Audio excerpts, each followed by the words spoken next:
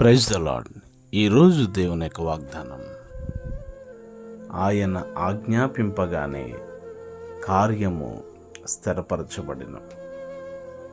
33వ కీర్తన 9వ చరణం. ప్రియులారా, ఆయన మాట సెలవీయగా ఆ ప్రకారం అవుతుంది.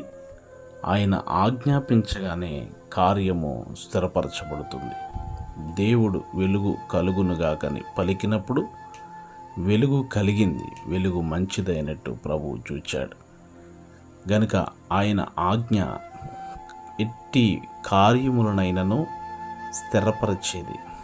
లాజరు బయటకు రమ్మని ఆయన ఆజ్ఞాపింపగానే ప్రేత వస్త్రములతో కట్టబడిన వాడై లాజరు బయటికి వచ్చిన సందర్భాన్ని మనం చూడొచ్చు.